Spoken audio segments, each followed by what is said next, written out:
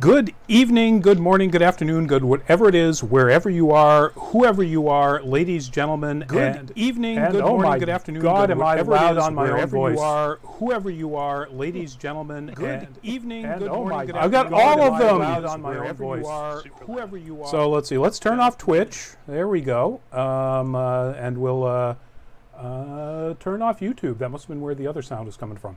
Okay then, folks. Sorry about that. And if you didn't hear that, ouch, my ears are bleeding. Ooh, damn it. That was a wrong thing to say. Sorry. Anyway, ladies, gentlemen, whatever, welcome to the show. We took a week off because it was Blackout Tuesday and we blacked out. Again, I'm not saying that right. We decided to honor the blackout. And in the intervening time, well, there's been enough stuff out there to have this particular show be pretty much just about those two major topics in the general world out there right now that impact the nerd community and all of every community, and that is, of course, the protests, Black Lives Matters protests, and it's Pride Month. This is June. It's Pride Month. So it's like Black Power, Pride Power. Can you do that? Anyway?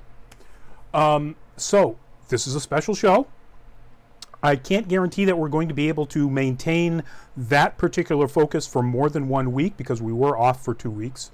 But we will certainly have that as a focus for as long as this is going on and all through Pride Month. Absolutely, we are going to continue to focus on Black Lives Matter and Pride Month through June as much as we can. And let's do the introductions. I'm Rodney Brown. I'm the editor-in-chief of Nerd Caliber, first-person shooter on Facebook, and Burley_adopter on Twitter. Joining us tonight is, we will start with the wonderful and lovely lady who has already spoken. If you would introduce yourself. Sorry, I have a lot to say. Hi, I'm Gogo Incognito. You've seen me here before. I'm a long-time Nerd Caliber contributor, video hostess, writer, etc. And I love being here and being part of y'all. Normally what I do at this point in time is I talk about myself and how amazing I am. And I tell you to go look at my new content. Instead of doing that tonight, what I'd like you to do, instead of going to any of my pages or any of my new work, I'd like you to just go, this is all you need to know, cosplay.lgbt. This is an Instagram page I want y'all to go see, at cosplay.lgbt. Not only is it run by someone up in the world that we know very well, but this is an absolutely positively LGBTQIA page run by a non-binary person who has been focusing on Black cosplayers. Go check it out. Awesome. Thank you, Gogo. And also joining us tonight is my brother in bearddom, my brother in balddom. Introduce yourself, sir. Hi, I'm Codney Brown. Nice to meet you. Otherwise known as the Codfather. Yes, the Scrodfather. Are we talking about fish or? Yeah, fish. Let's go with fish. Yeah. Anyway, Greg Snyder, aka Wonder Llama, longtime associate editor, contributor, photographer, cosplayer in Nerd Caliber and the world at large. Much like my good friend Gogo, I usually hype something here. In part, there isn't really much to hype because we're, basically every convention through the end of the year has been canceled. And as was rightly pointed out, this is what we're covering tonight. It's not about me. I want to focus on the stuff we're focusing on. So hope everybody out there that's joined in, please join us on the chat. This is a much more engaging conversation if you guys jump in as well, instead of just the three of us talking. So hope to hear something from you guys. And Rodney, kick it off. So we at Nerd Caliber do actually have something to promote. And before we get into these very serious topics, let's get that out of the way.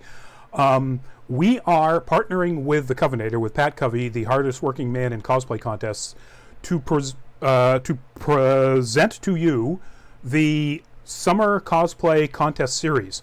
There'll be 3 qualifier contests, June, July, and August, capped off with a finals at August, the same day as the August qualifiers.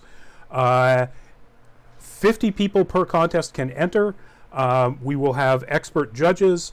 It's open to anybody in North America. You've got to be over 18, though. And your costume that you're entering cannot have won a Best in Show or a runner-up of Best in Show. Applications to get into it, to register, is open right now on nerdcaliber.com. Just go there, look at the bar. We can see where it says Summer Cosplay Contest Series. Just click on that. It'll take you to everything. There will be prizes. We're still working on the prize packages, so we can't announce exactly what they are. We can tell you that for the finals, there will be cash prizes. Ooh, yeah. Who does not need cash at this point in time in the world? Exactly. So if you're interested in either being a contestant or just watching it, all the information about how to do that is at nerdcaliber.com. So go check that out. The applications for the June qualifier will close June 21st. So you've only got a couple of weeks. So get in on that if you want to. And I'm going to try to get through. There's a ton of you people in the YouTube chat. Charity James, hello. Shoto Todoroki, welcome back. Alicia Stockman, hello. AJ SFM Coolness, hello. Freddie Plays, welcome back. Carlos Gabriel Lopez Martinez, welcome. Phantom Player, welcome. Future Crash, welcome. I'm assuming that's not our crash, that's the future crash. I know. MJP Lays 11, hello, and you're sleepy. I can't guarantee we're going to keep you awake. We'll try. But I also Exactly. late. I'm sleepy too.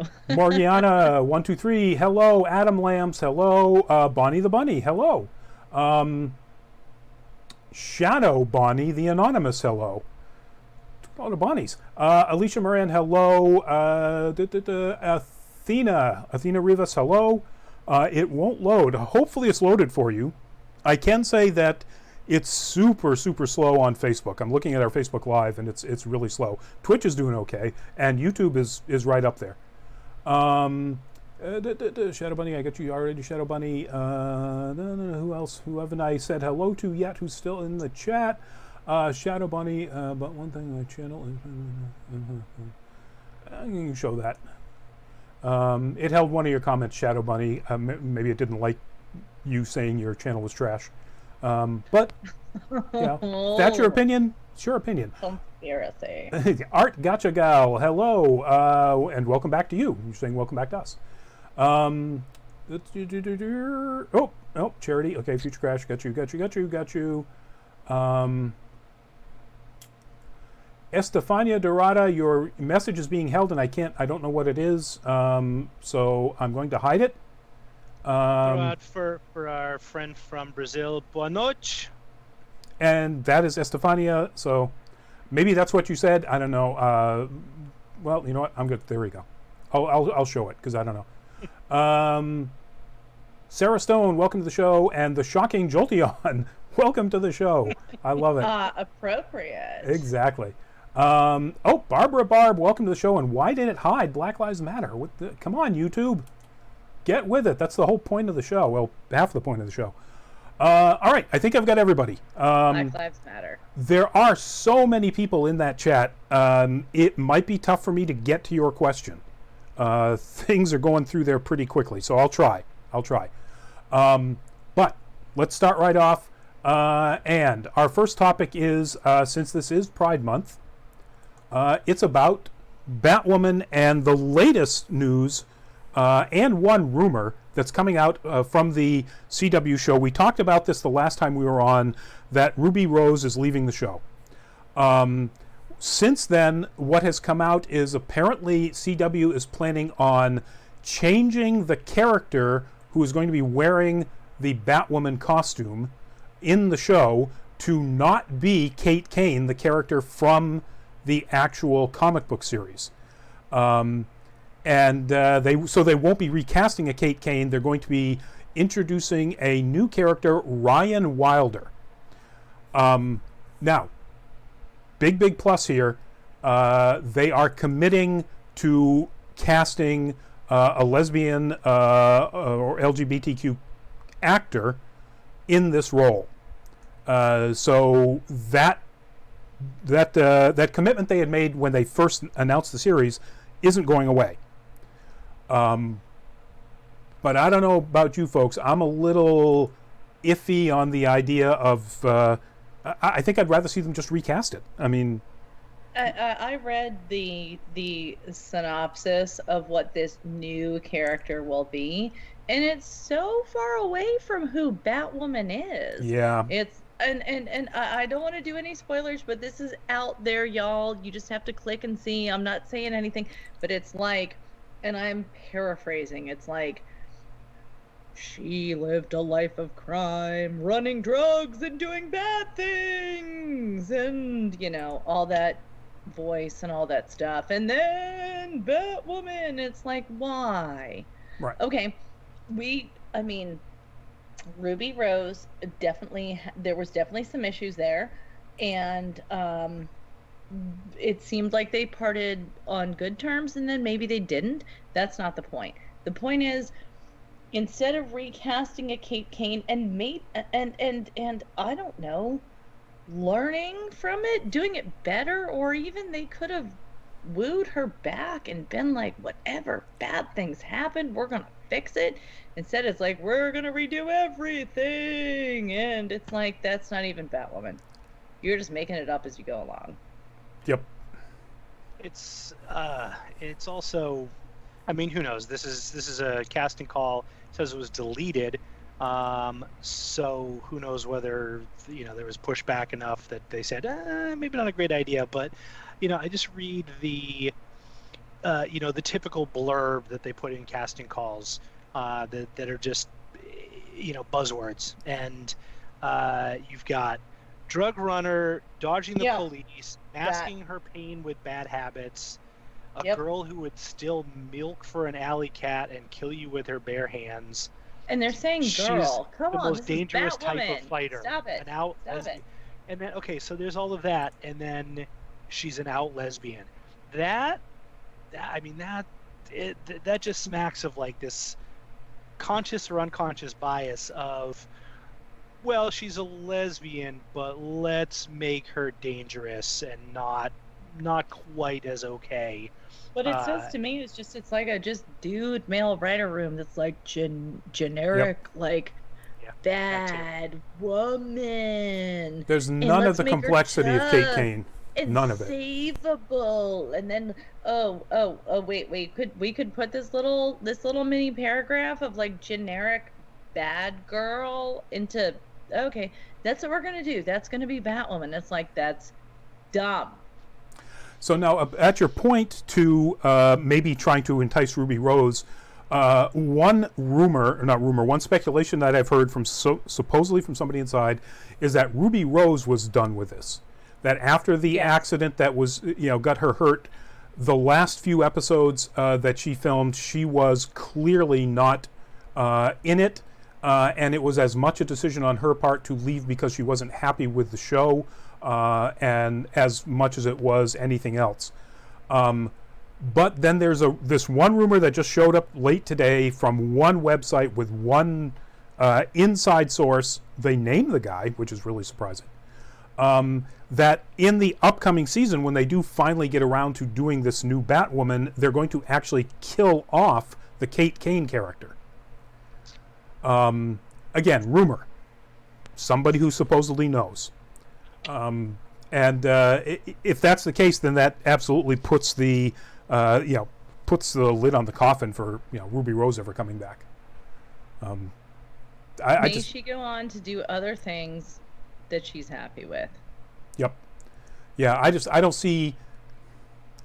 I can't agree with your point anymore that this really sounds like somebody was just taking, let's pull out the lesbian dartboard and let's just start throwing stuff. And now let's pull out the CW character dartboard.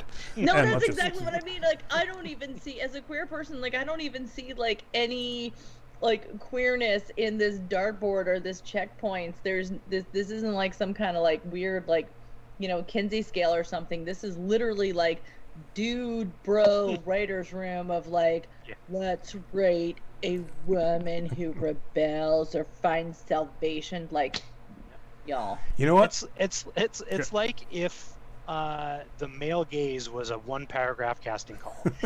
Thank you. It's like if But- the but male the gaze person- wrote the character description for Valkyrie in, Thor, the Endgame and Ragnarok and so on. Literally, it's like, hey, here's Tessa Thompson. If we can't cast Tessa Thompson, this is what we want. No. That's perfect. Actually, I couldn't said it better myself. So, excellent. Yep, that's it. Pancho, welcome to the show. Buenos noches. Sarah, it has been a long time. Thanks for coming back. Again, if you guys have anything that you want to, any questions, throw them out there, or just keep chatting. That's really cool. All right, so that's it with the Batwoman stuff. We've got nothing else to tell you about that. We'll keep you informed as more stuff comes down the pike. I'm hoping that they don't turn this into hot garbage. Speaking of hot garbage, and speaking of CW, and speaking of the effects of the resurgence, the huge and wonderful, thank you, resurgence of Black Lives Matter.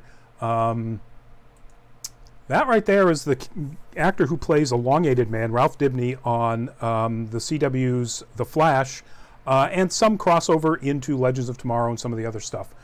Hartley Sawyer. And he got fired because racist, sexist, and as it turns out, Gogo pointed out, they just discovered homophobic stuff. Also homophobic if you go back long enough. And again,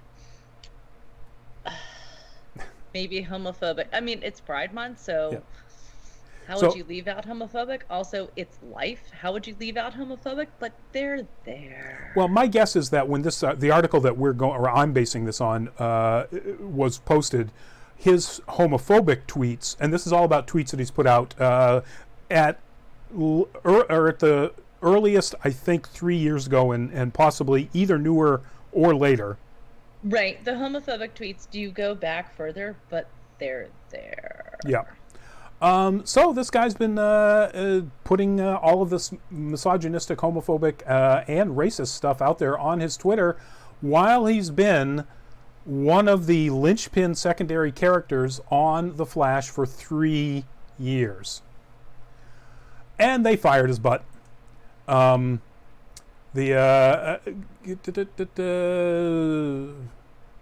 showrunner is Eric Wallace, and apparently Grant Gustin, who of course plays Barry Allen, the Flash, have reacted to it, positive about the firing. It's, how could you let something like this happen? I mean, come on, CW. Does nobody in your casting department look at social media of these people? It just blows my mind.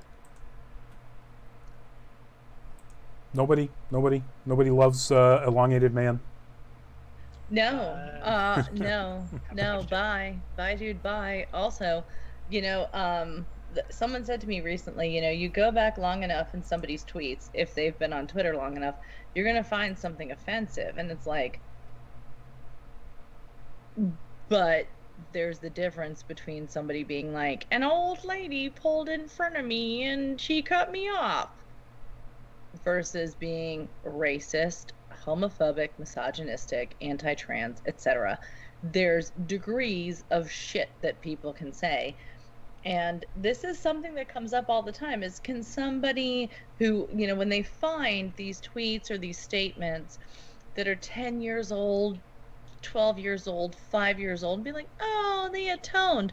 But does it really erase it? Like, honestly, I feel like if somebody really felt bad about that, they'd be like, oh, I was a horrible person. Like, oh my God. Like James Gunn. Yes, like, I think about things that I had tweeted back when I was... Wait, is this all ages? Yeah. Okay, yes. Never mind. Back when I was working in adult stuff. And there were certain things that I tweeted that later I was like, people could take that in a bad way. That had to do with, oh, geez, you know what? I'm going to stop right now because this is an all ages show. Yeah, I mean, with James anyway, Gunn, adult actors for being socially conscious. exactly. It is along to the point, or to the point of James Gunn, he apologized for his offensive tweets, and they were viewed as at least to some extent homophobic.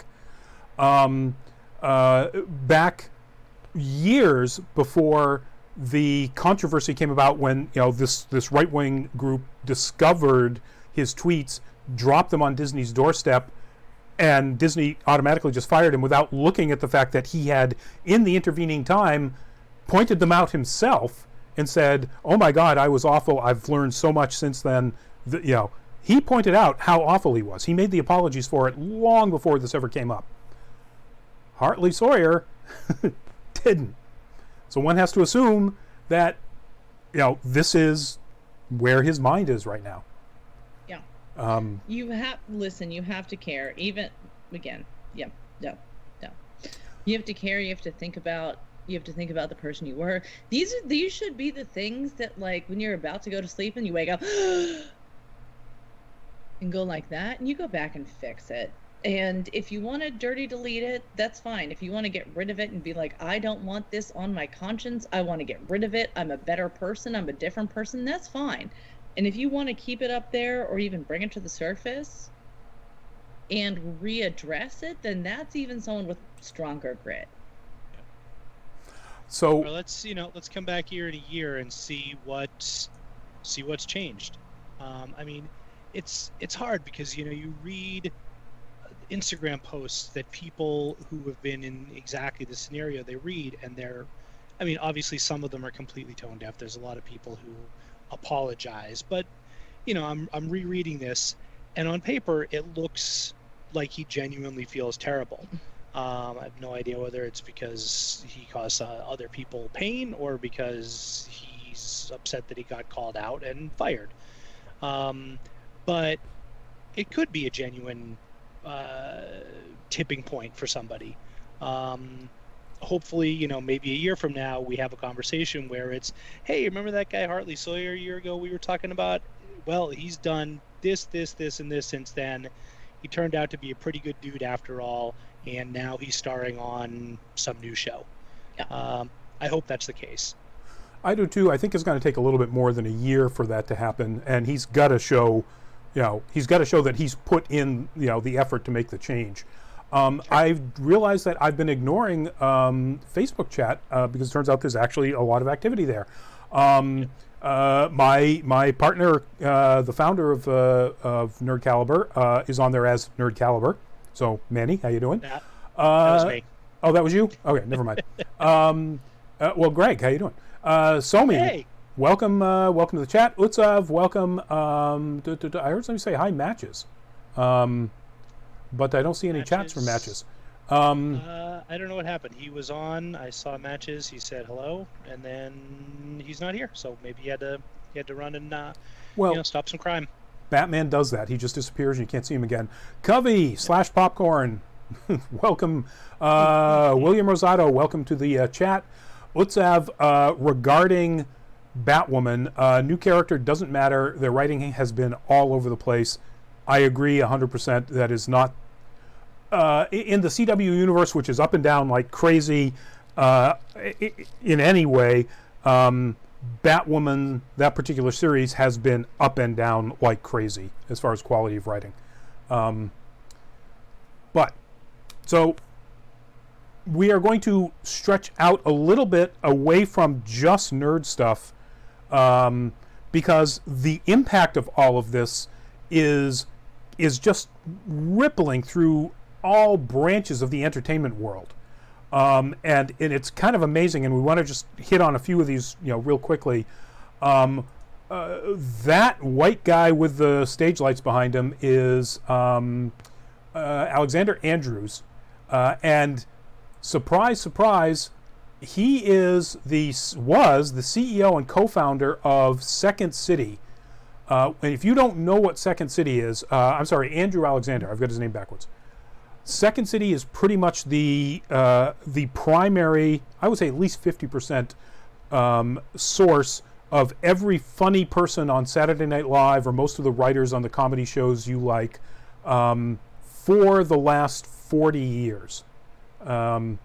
It's just this Chicago institution stage comedy troupe that had Second City TV.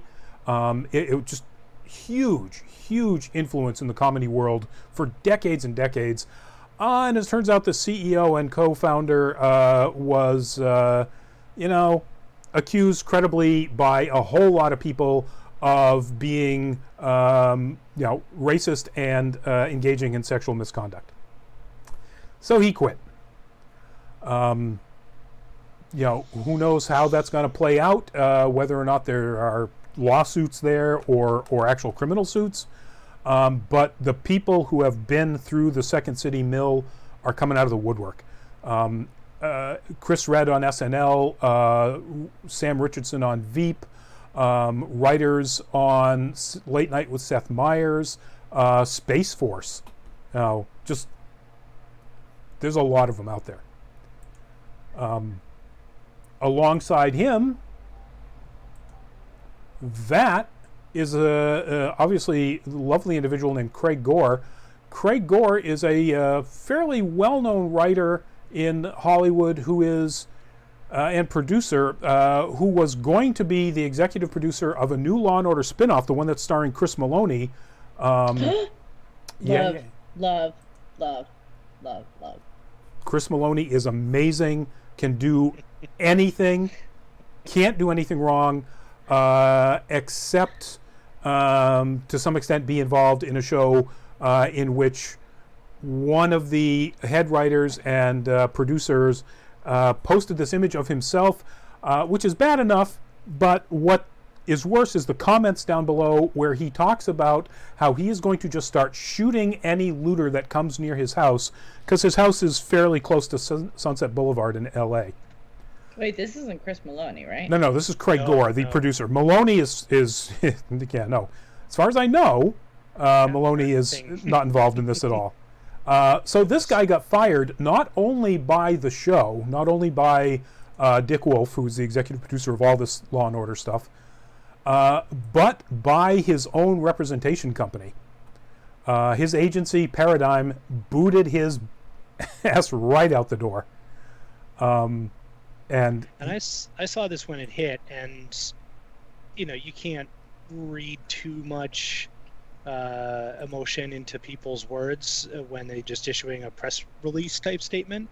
But and I don't know anything about Dick Wolf personally, but the sense I got was he caught wind of this and did this instantly. There was no hesitation. There was no, let's get the lawyers involved. Let's talk to some people. It was, this is not okay, especially for somebody who's made a vast fortune on cop shows. Right. Being honest. He pulled, I was going to say he pulled the trigger. Sorry. Poor choice of phrase. He made the decision and execute. Fuck. Sorry. You can't get away from. God damn it, I was about to say, it's tough to police your language. Wow, and Greg. I just keep sticking my foot deeper and deeper into it. So let me try this. Greg, I don't see the shovel that you're digging that hole with. That's must be a pretty small shovel. It's behind me. Okay. Behind me. He took action very quickly, without worrying about any potential repercussions, etc. And it's nice to see, because that's, somebody standing on their porch with a photo in what amounts to, we like to call it Red Dawn cosplay, with a semi-automatic weapon, threatening to light up motherfuckers who mess with his property. Sorry, I'll put money in the swear jar when we're done. That's not okay. That's not. There's degrees of magnitude for things, and a 10-year-old series of tweets is one thing, but standing on your porch threatening to light people up if they come near your property or try to mess with anything, nope, sorry. Now, it's good that you mentioned that Dick Wolf is obviously known for his cop shows, Law and Order and so on, because this happened just so recently. I don't have any artwork with it, but you can all picture this in your heads.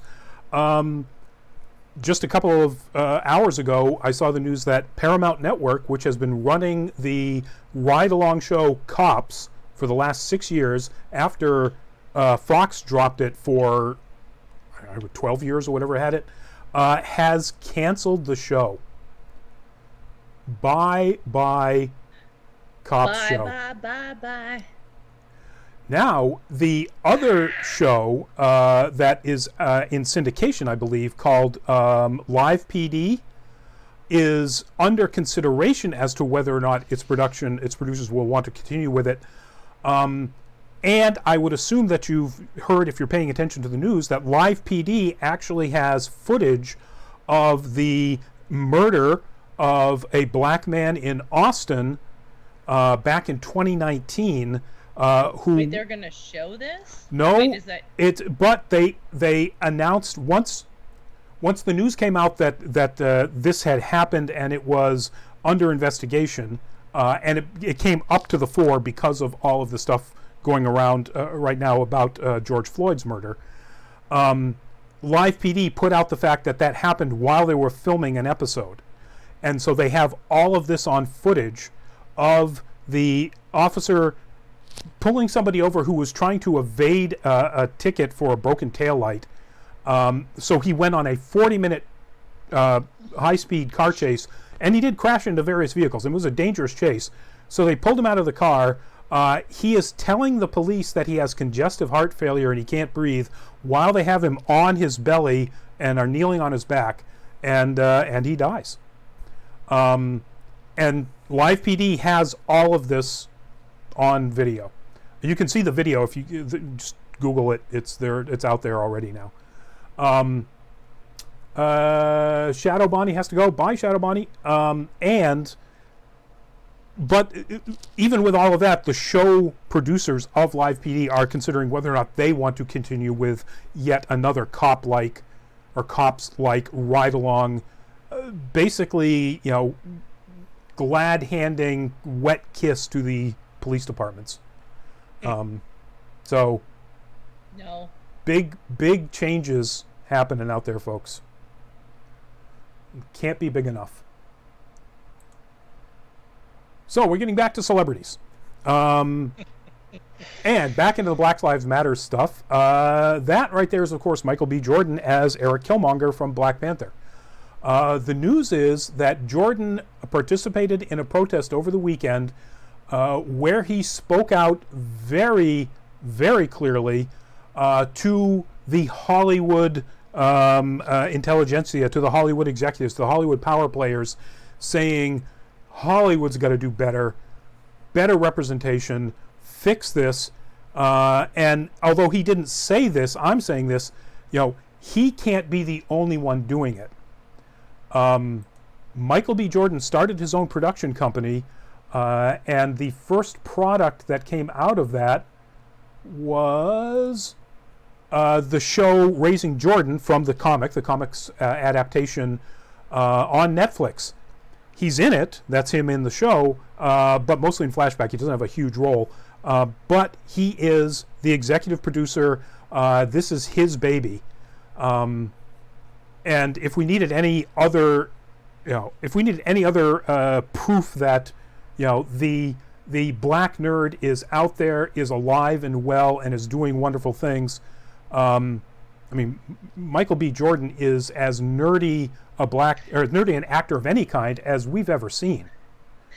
Let's not forget, and again, I don't know my Dragon Ball as well as most people at all, but let's not forget that his whole look as Killmonger was based on a Dragon Ball.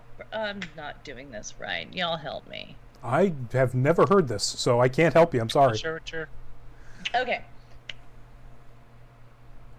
It was either a Naruto, but I think it was a Dragon Ball. Also, people in the comments, if you know this more than I do, but I do remember reading how much of an absolute nerd and even like a little bit of a weeb he is. And so some of his look came from some Dragon Ball stuff. And he clearly said that going back into when he was designing his looks for Black Panther. So Eric, and I wish I knew about this better, but I don't. I'm sorry. No, that's Eric Greenlee in our Facebook comments. Eric, welcome to the show. Thanks for joining us. Says that it's Vegeta, that his armor is sort of patterned after Vegeta from Dragon Ball Z. And honestly, I had never heard that, but yeah, I can see it. That's certainly. I remember reading it, and it just didn't stick who it was because I'm not a Dragon Ball Z person. But so thank you for backing me up, so I don't sound like I'm just spewing stuff. Eric, thank you very much. That's right. We did. You know what? Now that you mentioned that, that's right. We talked about this a while ago.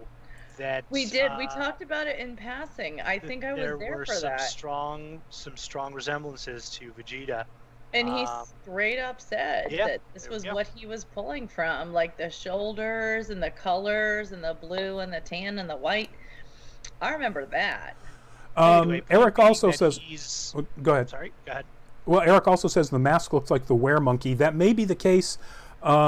I believe the mask is actually based very closely on an actual African tribal mask. Yes. Yoruba. Yeah. I'm probably giving the wrong tribe, so I'm definitely not an African history expert. So, but yeah. So, and Eric, I'm gonna absolutely get your podcast wrong. So put it in the comments so I can say it right, if you would. Anyway, the point being, lots of actors take roles in, nerd movies, comic book movies, etc., without having any real background with the comic book that they're into. Ian McKellen's a good example. He never read Lord of the Rings before he played Gandalf, and he is Gandalf. Oh yeah. Werner Herzog had never watched a Star Wars before he was whoever he was in The Mandalorian. I don't even remember his character's name. I don't think they ever give it. I think he's just the client. Yep. How he talks. The point being, Michael Jordan absolutely is a big fan of comic books, nerd culture in general. And if you can go online. I'm sorry, I don't mean to cut you off, but I'm just saying if you want to see more of this, he does tours of his house, and you can find this online, where he shows all his collectibles. Yep. Of course, now we have to wonder how many of them are from Fan 4 Stick, but even somebody as wonderful as Michael B. Jordan can have a stinker. It's not his fault.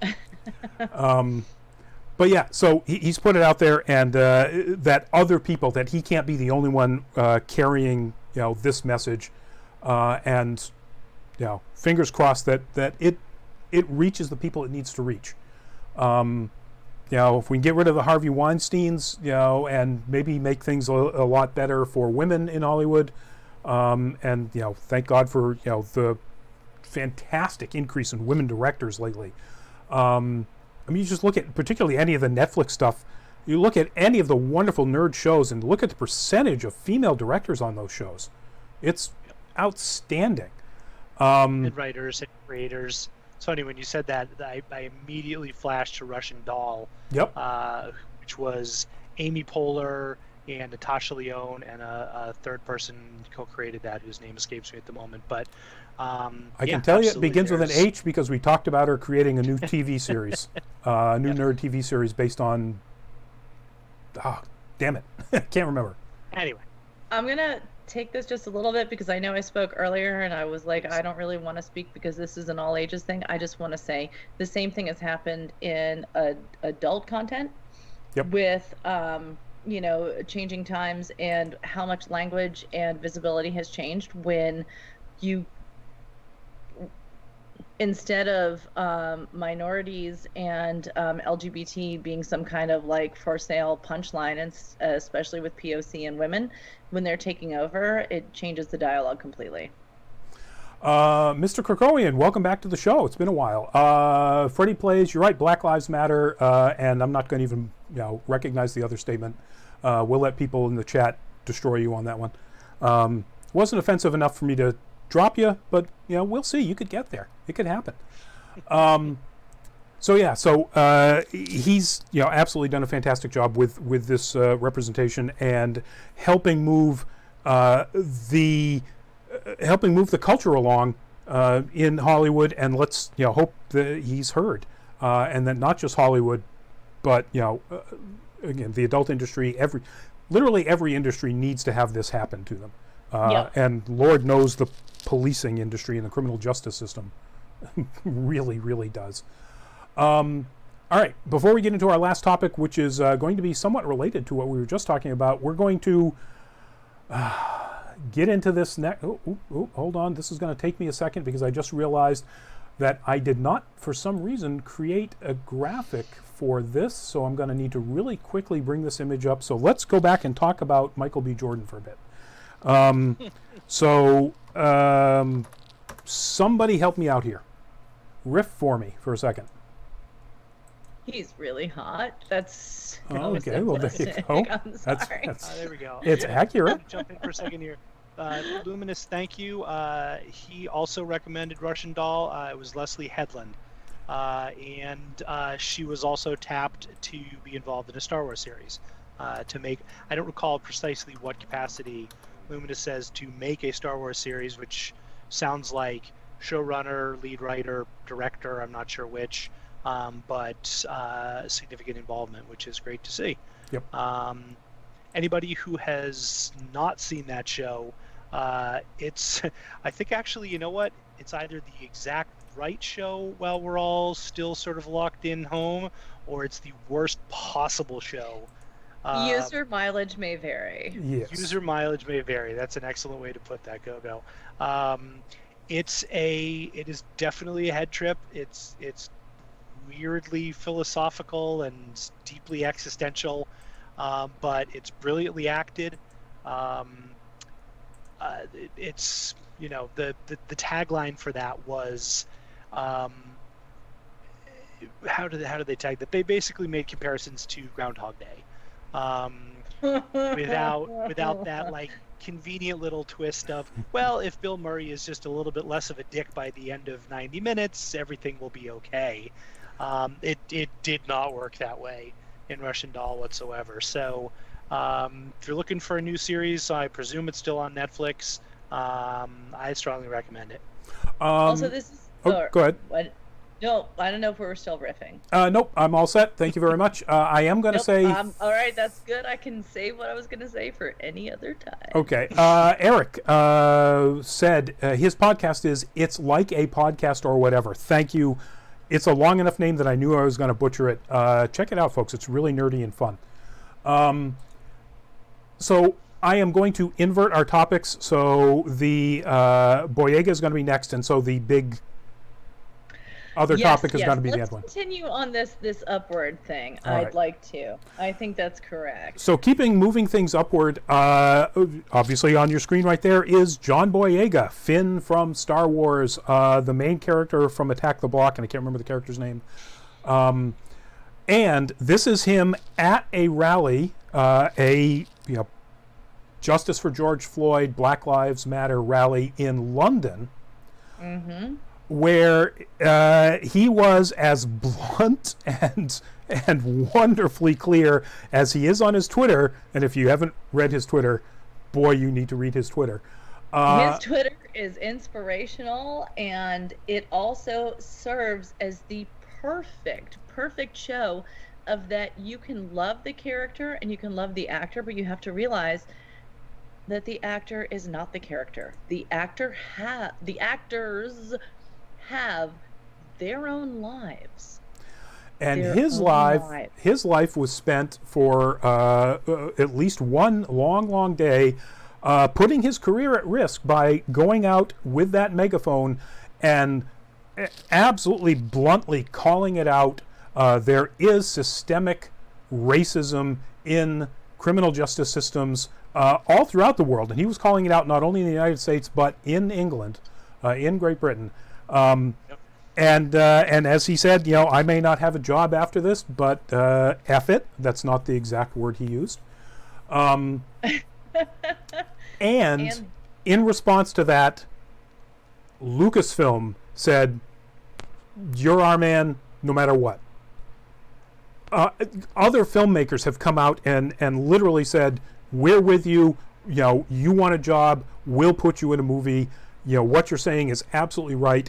The support from, so far at least the verbal support, from the power players in his industry have been exactly the polar opposite to what Colin Kaepernick didn't get in his completely non-offensive protest of taking a knee. And it's wonderful for Boyega and shocking. Sorry. Go ahead. Sorry, I thought you were done. I am. The one that came to mind and made an interesting contrast, because this was before Lucasfilm had made any kind of statement. Yeah, they did take a full day or so. Yeah. Yep. Jordan Peele. That's what I was going to say. Retweeted the video that John Boyega put on his Twitter feed pretty quickly and said, basically, "Don't worry, boo, we got you." Yes, yes. Jordan Peele makes perfect sense. He's a champion for black actors, black writers, black nerds, black content, black content, etc. What is Lucas and Disney going to do? They said, "Don't worry, we got you." Let's, that's literally a put your money where your mouth is. Again, took the words out of my mouth. So sorry. There you go. No, you got it. That's exactly, Greg, you and I are on the exact same page. That's exactly what I was going to say, was that Jordan Peele was the first one. It was interesting looking at the list. Olivia Munn was in there, or Olivia Wilde. Olivia Wilde. Somebody. Olivia Wilde. Thank you. And I was like, okay, cool. And you're looking at this list, and then you're just waiting for, Lucasfilm. And then a day later, they're like, "No, we got you, boy. We got you." And it's like, all right, let's see it. Like, okay, we read it. Now put your action there. But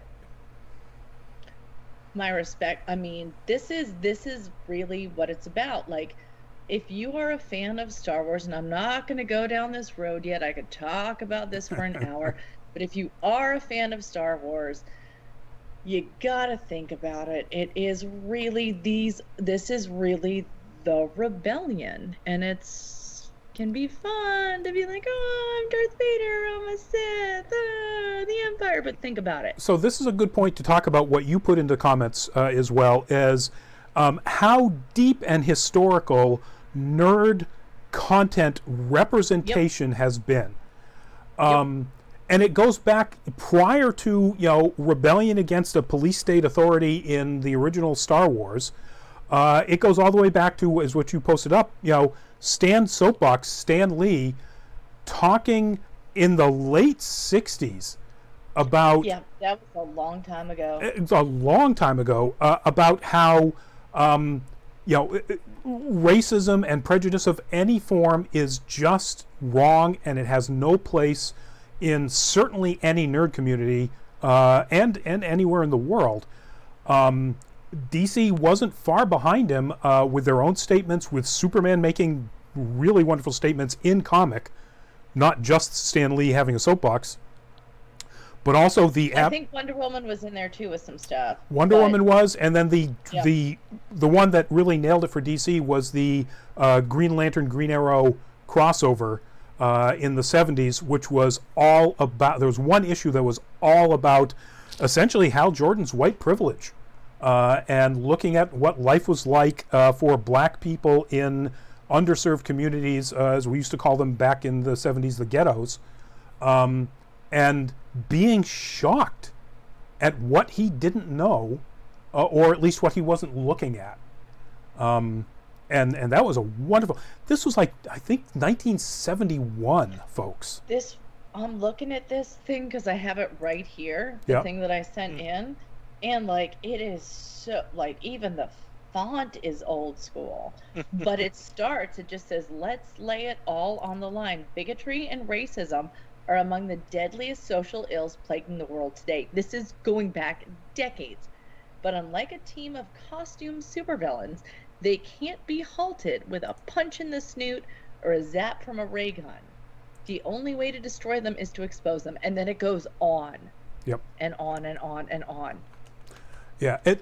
For those people, and the reason this comes up is there have been people who apparently are taking examples like that, or like Captain America punching Nazis and so on, to contrast those people who are saying, Superman is, red, white, and blue and all American, and, these protests are wrong. Or Captain America is, he's the flag, all these protests are wrong. And saying, man, you don't get it. The X-Men has always been about marginalized people. And civil rights for marginalized people. I mean, you can go... Yes, we can rant forever on this. So let's get to our... I honestly, I'm trying to contain myself. So we got to rant about this, but everything from Firefly to Doctor Who to anyway. I gotta the one. I'll just call this one out real quickly. And Gogo, I know the post you're talking about, but I'm trying to find it, but I can't. Somebody made a great list of, if you think X-Men wasn't about marginalizing rights. people, Yeah. or wasn't a big part of the civil rights era, you don't understand what that comic was about. And it was a list of them with Superman, Supergirl, you name it. X-Men has always stood out to me for that. And also, if you see Deadpool's sexuality as a joke, you don't get how he was literally planned to be a pansexual mercenary, whatever he is. But like his sexuality, anyway, it goes on and on and on and on and on and on and on and on and on and on and on. So we're going on and on and on, and so that's a great segue into our next rant, and we're talking about sexuality, folks. Oh! Hoof. This is a big hoof here, folks. Oof. That, of course, is the image of the author of all of the Harry Potter stuff, the billionaire J.K. Rowling.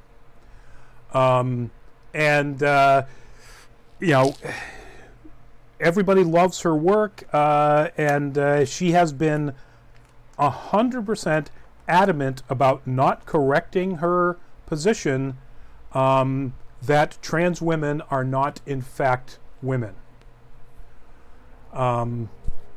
It's shocking, like how anybody who could be that insanely tone deaf, when going out of their way to, after the fact, after the books are all out, to try to bring out the point that Dumbledore was clearly gay.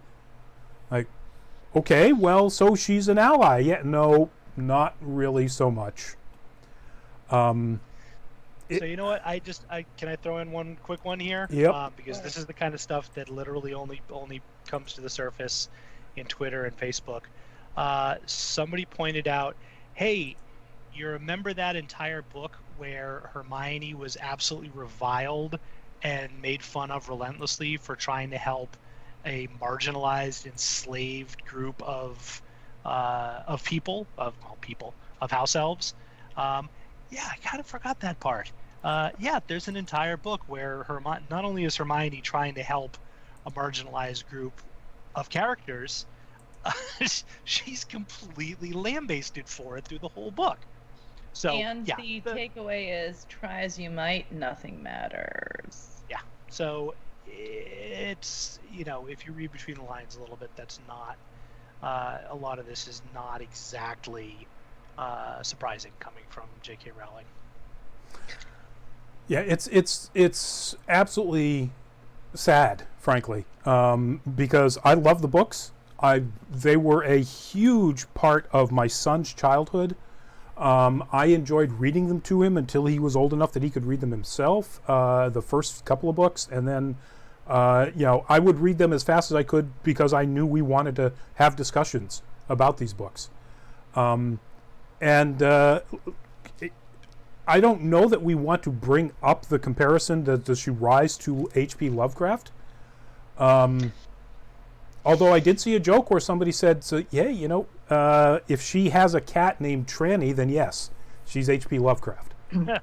I mean, I've gone through. I started this a while ago, thinking about this, just being like, absolutely, oh my God, this is terrible, because women are women, men are men. I believe trans lives matter, and trans people are who they say they are. A trans woman is woman, period. Trans man is trans man. I thought about what I went through with having to dislike a showrunner with Doctor Who while loving all of the things that went around it. And I think it's very different, though, because Doctor Who is generations of storytelling and so many different story runners, and you can still love the history, and you can pick and choose or whatever, and you can block out a certain point and then like wait for the next and be like, oh, this is much more, anyway. But even since this has come up for this discussion, I had read which was brought up in our group, what the actress of Chang Cho said. Brilliant. Cho Chang. What Cho did I say? Chang. Chang. Yeah, you had the names reversed. You said Chang Cho. Oops. That's okay. Yep. And what Daniel Radcliffe said, and it's like, oh, that's nice, and this and that. And then I read some more, and I spent my time reading more what trans people had to say, and also realized how much I had gotten away from the books by being interested in the movies as a cosplayer, as someone who could emulate different characters, because I do Rita Skeeter. And going back, and I'm just going to say this, I'm just going to take this time right now to read what, where'd it go? Sorry, I got this. No. Rita Skeeter, why J.K. Rowling, an open and proud transphobe, wrote Rita Skeeter's having a large square jaw, thick manly hands, dressing incredibly gaudy, fake this, fake that, fake hair, fake everything, and how she tricked children into blah, blah, blah, blah, blah. I'd never noticed that in the books. I didn't either. I don't recall that being a description of her, but obviously it is. It's there, because I'd gotten so far away from the books and had based my Rita Skeeter character on the movie. And so now, would I feel comfortable after not only cosplaying Rita Skeeter for years, but also performing her and competing with my look as her, would I feel comfortable to do it again? I don't think I would. Nobody would blame you. That's, it's a shame, because your Rita Skeeter was awesome. Thank you. But it's a shame that that this kind of a growing awareness of possibly what J.K. Rowling had in mind when she was describing creating that character ruins the fun, frankly, for you and probably for an awful lot of other people. Let me just, we got a couple of people who jumped in late here. Meme King, welcome to the show. And Jessica Gonzalez, hello. I think there was somebody else. No, I guess that's it. All right, cool. Nobody at a corporate level is going to cancel Harry Potter because of J.K. Rowling. Just make way too much money. Universal has invested so much money into the Harry Potter world, Diagon Alley, all of that stuff. They're not going to just blow that up. It's not going to happen. And I would even imagine that as awful as the reception has been to certainly the second Fantastic Beasts movie, they're probably still going to make a third because they're all contracted and they're going to make money off of it. But I'd kind of like them not to. I mean, we're at that point where J.K. Rowling has become that person. Okay, the stuff they produced before we were aware of how awful they really are, we can still like that. Now that we're aware of it, anything new produced, yeah, I'm not in. I'm not going to watch it. It's not going to happen. My opinion. Yeah, go ahead. No, that's my opinion. No, I'd like to see. I mean, this is again. I'm not trying to take away. And this is what Daniel Radcliffe said in a microcosm of his very eloquent post on this. Is that if you read the books and they were meaningful to you, if you read them and you shipped certain characters, and you felt like this character or that character was gay or non-binary, or you didn't attribute race to a certain character, then keep that and just think about what these books meant to you without thinking about where they come from. You don't have to get rid of what it gave you. And I feel like he was talking to maybe, people who are younger, people who are, questioning or going through things. And that's amazing. And I thought it was a very eloquent and beautiful and polite statement. It was a great way to be like, and he started out with being like, J.K. Rowling was instrumental in my life, but, and then said a bunch of things. And I think that's really, really, really amazing.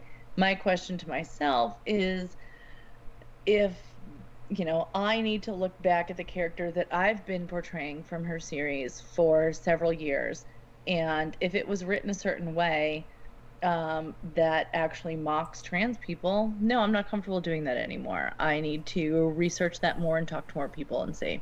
Yep. Utsav on Facebook Live. Harry Potter and I Can't Hear Your Opinion on Trans Women Under My $1 billion. That's the next book. Well, so, just throw something in there. I think Radcliffe's comments, I mean, he's clearly transcended being a 13-year-old kid who got cast in the biggest movie imaginable. His wagon is no longer hitched to her. But it still takes a lot of character and integrity to bite the hand who used to feed you, maybe not still feeds you. Yep. But did for all his childhood. It wasn't mean-spirited. It wasn't antagonistic. It was just, this is, let me let you know how I feel about this. And it's doubly so for the fact that Radcliffe has been involved with the Trevor Project for 10 years. This isn't a fly-by-night, jump on the bandwagon kind of situation. He has, he walks the walk, he talks the talk, which impressed me. The comment that Gogo, that you called out about, if this series meant something to you, if this had an impact in your life in some way or another, that's between you and the book. Once the author sends it to the publisher and the publisher prints the pages, it's, it exists in the universe independently of that person. And I feel like we could do an entire show just on can you respect the artist, can you respect the art while disagreeing with, disliking, etc., the artist. And Lovecraft is a good example. We've talked about this, in passing in a couple of shows. I admit I'm having a little, for anybody that's on here that doesn't know, and probably most of you do, I cosplayed Hagrid for quite a while. Gogo and I have done some really fun stuff together. I'm part of a couple of really big Harry Potter Facebook groups that's done a lot of neat stuff. I've made a lot of friends. On a sort of more personal, close to home level, my cousin grew up with severe dyslexia and some learning disabilities, and was literally that kid who, reading was looking through Sports Illustrated at pictures of Derek Jeter and struggling to read the one sentence caption under a photo in a magazine. Never once in his life read a book for fun, for pleasure, for the joy of just reading.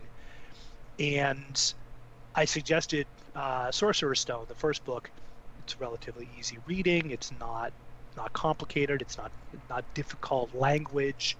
That it took him a while. It was a struggle, but it was the first time he ever read a book because he liked reading and enjoyed it, and that sparked a lifelong interest in reading in general, but in nerdy stuff. I'll pat myself on the back. I turned him on to Lord of the Rings. I turned him on to Harry Potter, and he's taken it from there. And I don't say that to give myself kudos per se. I'm just saying, this is an example of a book series that there's probably 100,000 or 1,000,000 stories like that out there. People who poo-pooed reading, it's crap, it's homework, I don't want to do it, and found this, whether it was Rodney, like you said, where it was something that you read to your son, you read together, or whether it's something you do as a bunch of, I'll say adults in air quotes, because we're adults, but I don't know how adult we always are, but it is really tough. And Gogo, thank you for bringing up the end of what Daniel Radcliffe said about, if you find anything that resonated with you, and let that stick with you, and hopefully you take from it what you want. And this is what you need, yeah. This is clearly an example of a story, a series that the fans have absolutely taken over and own. The amount of fanfic of go on DeviantArt and look for illustrations of characters, or don't. Or don't. I'm saying, Again, just be careful. All ages show. So in fairness, DeviantArt 10 plus years ago was much more deviant than it is now. That's the last true. handful of times I've been on there, there's definitely still 18 plus content, but a lot of it is much more trying to showcase people's artwork. Then center your content accordingly. If you are under 18, we do not. Please go with that. If you're over 18, go hog wild, but beware. So exactly. Ultimately, it boils down to, love what it's done for you. Stop loving the person who created it. And we have run really long, which is never a surprise for the three of us. So we're going to wrap it all up here, folks. But stay on point. Stay with the pressure. Black Lives Matter. Black Lives Matter. Justice for George Floyd and everybody. And happy Pride Month. Happy Pride. Be proud. Black Lives Matter. Black Gay Lives Matter. Black Queer Lives Matter. Black Trans Lives Matter. Black Children Lives Matter. Black Women Lives Matter. That. Exactly. So, for me, Rodney Brown, Editor-in-Chief of Nerd Caliber, I'm signing out. Gogo? Gogo Incognito. Again, I encourage you, rather than going to my own stuff, to go to cosplay.lgbt. On Instagram, it's at cosplay.lgbt. See some amazing queer artists, and also currently they are showcasing Black artists. Go see it. You're gonna see some stuff that's gonna blow you away. It's amazing. Cool. And Greg? Greg Snyder, aka Wonder Llama. Thanks everybody for tuning in. I hope you'll all join us next week. We are going to try and highlight some more interesting stuff throughout the rest of Pride Month. I've got a couple of things that I want to bring up when we're not covering 2 weeks worth of stuff, and there was a lot tonight to get to. So stay safe out there. If you or anybody you know is going in any of the protests, please be safe. If you can wear a mask while you're out there, wear a mask. God forbid people are getting sick for the importance that these protests represent for people. I hope everyone stays safe both from rubber bullets and from coronavirus. They're both pretty freaking toxic at the moment. Good point. Virus hasn't gone anywhere, folks. It's still out there. And I'm sorry, our one chatter on Twitch, I completely forgot about Twitch. One Suek, I'm obviously butchering your name. Sup to you too. So there we go. So thank you all, folks. We'll see you next week. Stay safe. See you next week. Bye-bye. Bye.